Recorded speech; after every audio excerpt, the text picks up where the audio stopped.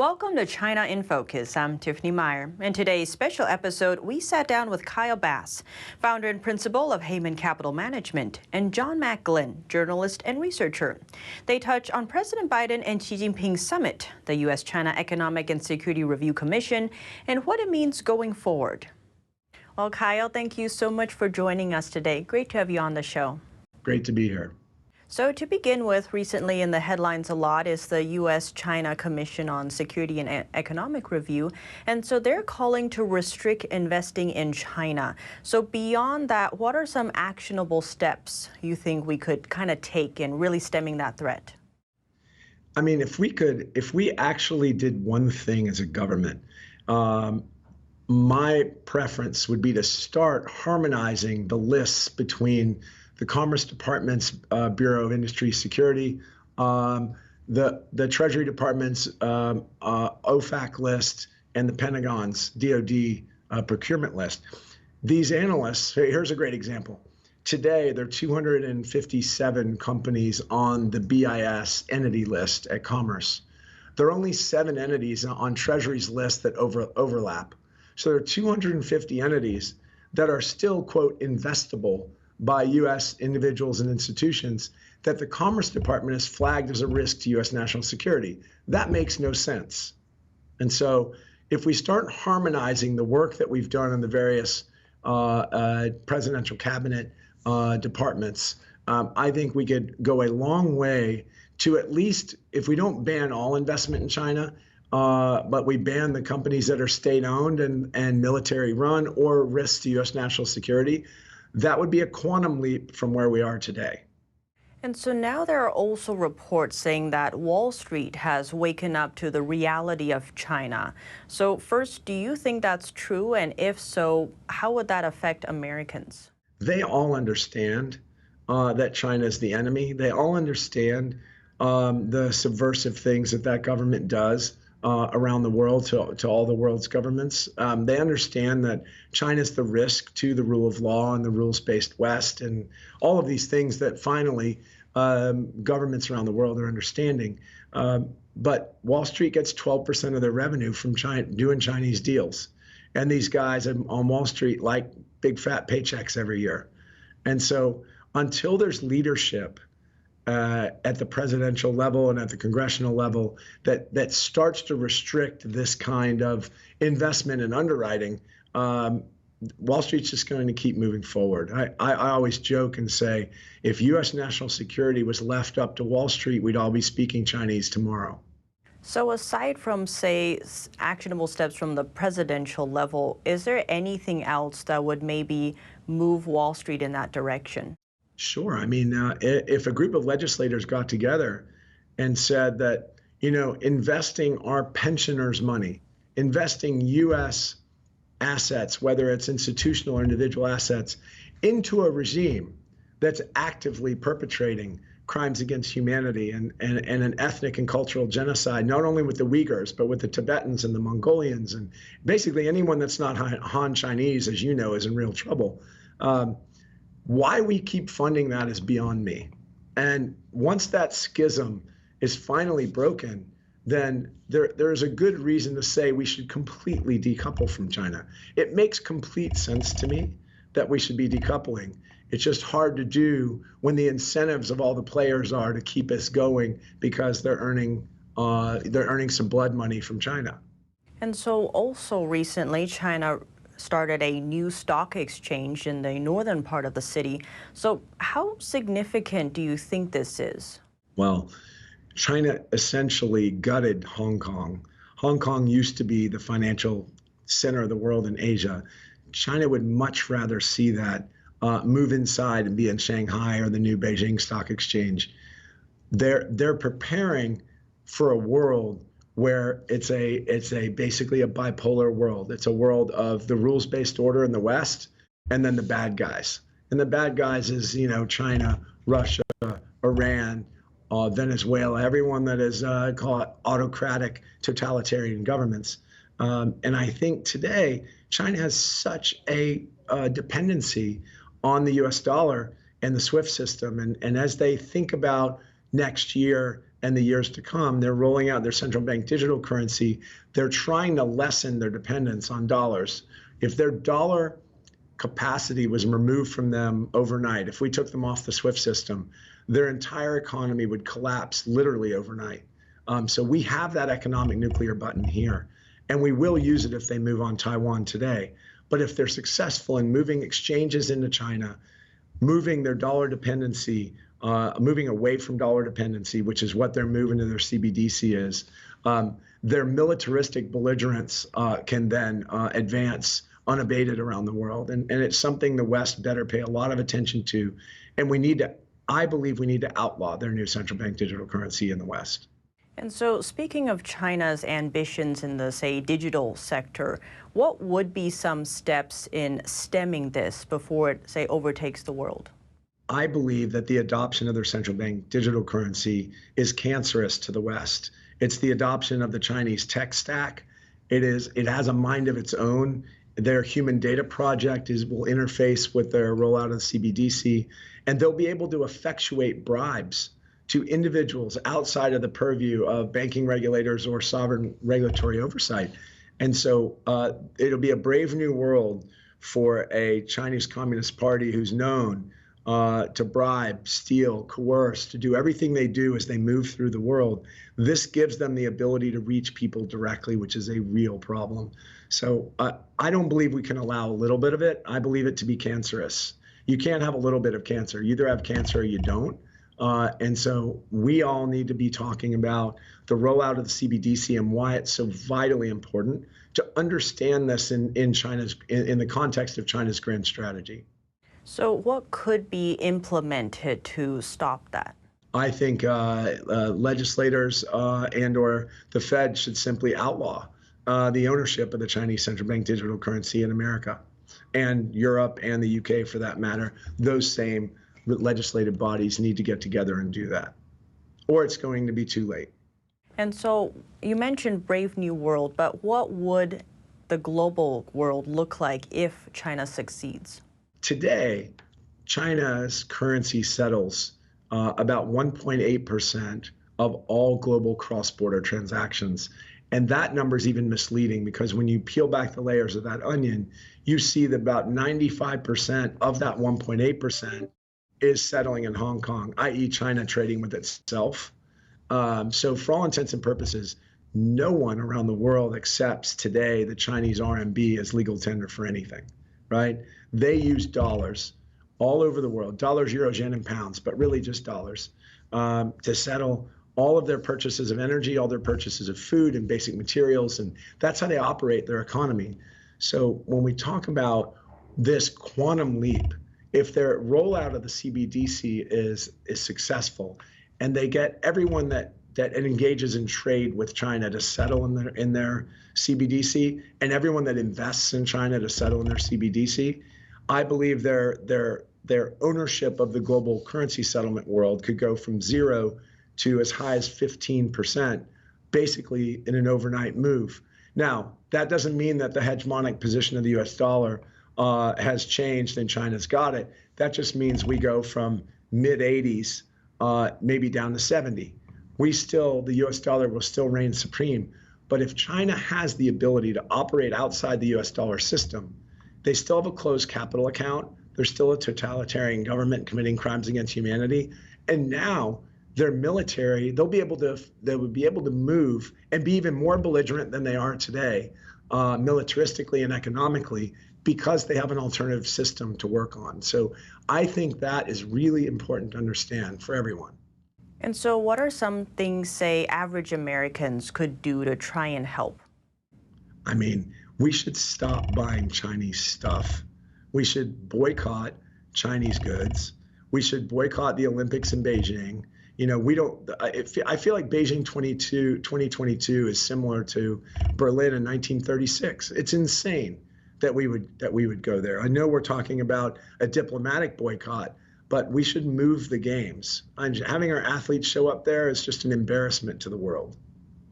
There are plenty of things we can do as individuals in America to lessen our dependency or our business with China.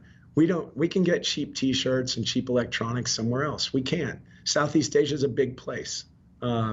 Mexico is a great place. South America is a great place. Maybe it costs a little bit more to have a T-shirt or some cheap electronics, but who cares? So we're dealing with the world's largest economic aggressor that we've ever seen.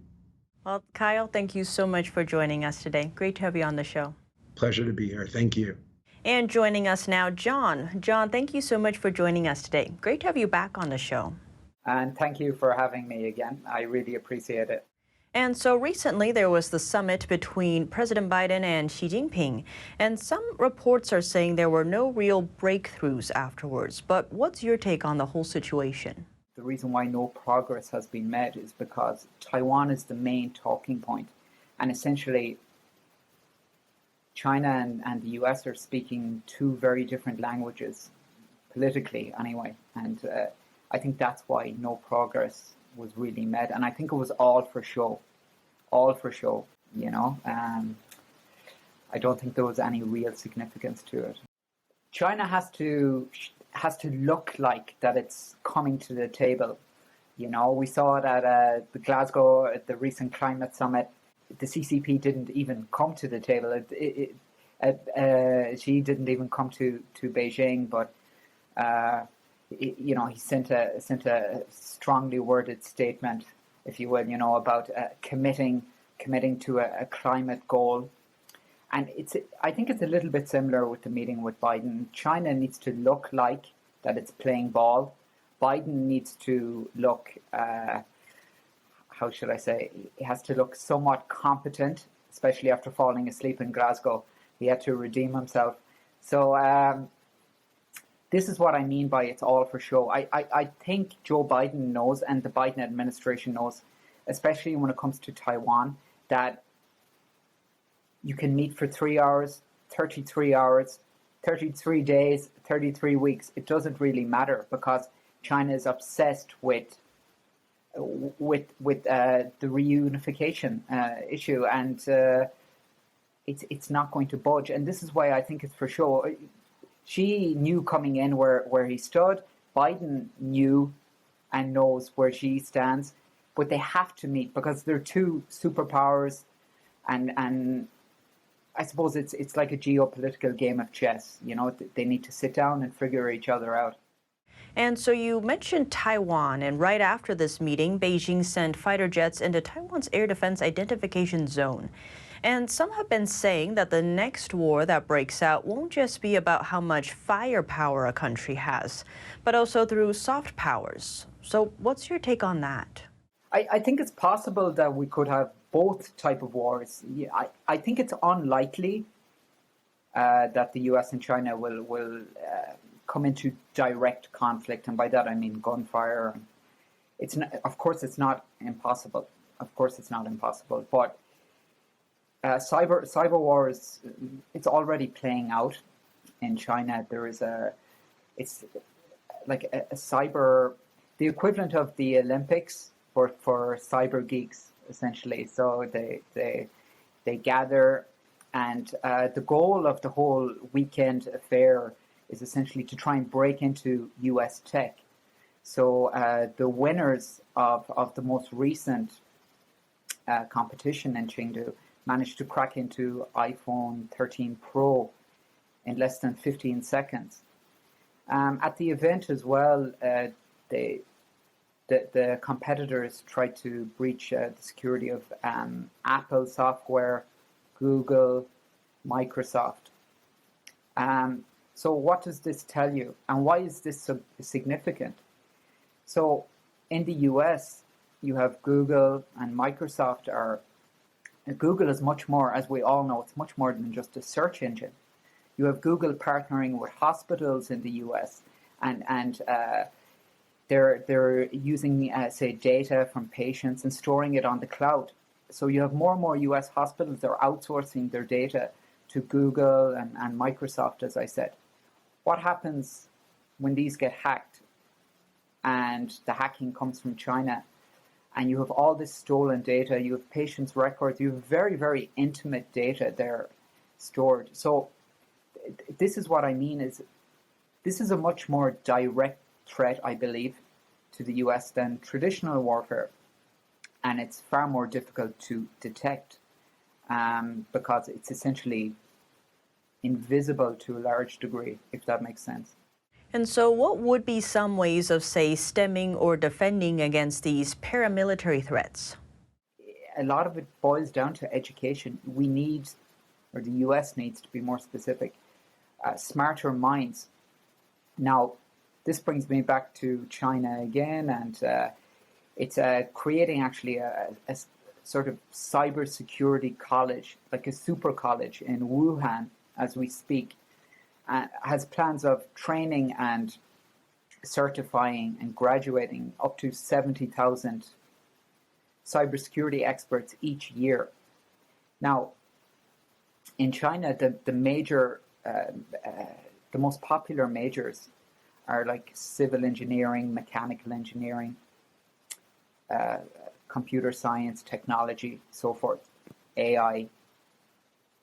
In the US, the most popular majors are journalism, communication, social sciences, visual and performance arts. This is not to. My background is psychology, social sciences, soft science, if you will. We need more hard science majors, and we need more STEM graduates. And the US is not producing enough. China is producing far more STEM graduates, and who controls the STEM graduates really controls the future, in my opinion. And the US is just not producing enough STEM graduates. And if you're not producing enough graduates in the appropriate fields, you're relying on foreign talent to come in. Now, I'm not against foreign talent. I'm Irish, so but it's very dangerous when you're relying on talent from other countries and you're not producing it yourself. It's very difficult to compete with an aggressive power like the CCP. So why is there such a big difference between what Americans and Chinese are choosing to study? I wrote an article about this for the New York Post, and the answer is it would be funny if it wasn't so tragic, but a lot of students just say that STEM subjects are too difficult.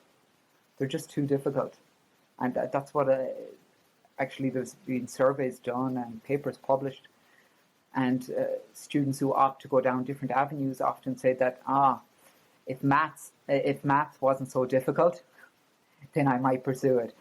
Engineering, if it wasn't so difficult, I might pursue it. So what it needs is more physicists and engineers, and that's it's difficult. It's difficult to get a PhD in physics. I can only imagine get a PhD in say quantum computing, AI. Also, these are very new fields, so there's a little bit of the fear of the unknown there. The average person doesn't know what quantum computing really is. We hear about AI, but again, if you ask most people to talk about AI, they don't really know what it is. So perhaps there's a failure there in middle schools and high schools to actually educate students on what exactly these fields require. So going forward, how do you see things playing out? All is not lost. I must state this. All is not lost, and I've read numerous articles about, it's essentially give up now, wave the white flag, China owns the future. Not at all. Absolutely not. They have demographic issues there. The population is aging rapidly, and the CCP still relies on economic espionage. The ball is still in the United States. It's still on the United States side of the court, but I do feel that the US is losing its power, and I suppose China won't stop until it becomes the preeminent force in technology. There's quantum computing, there's AI, there's biotechnology. These three areas, China is putting a lot of focus in into becoming the primary force in these three areas. Now, for them to actually realize this goal, of course, they're going to focus on educating and graduating these majors. But there's also going to be a huge focus on stealing more valuable data from the US. And a good start would be banning the likes of TikTok, WeChat, these apps that are clearly used for espionage. That would be a helpful start. And the second part then would be addressing the education issue. One good point is New York has a new mayor. Eric Adams will assume office very soon, and he said he will reverse the idea to erase the gifted students program. He's actually going to reverse that. That's a welcome start. New York is the cultural capital of the US, so it sends a message, I think. But hopefully more people with the mindset of Eric Adams come along, and this could be the saving grace for the US. John, thank you so much for joining us today. Great to have you back on the show. Thanks so much, Tiffany. All the best.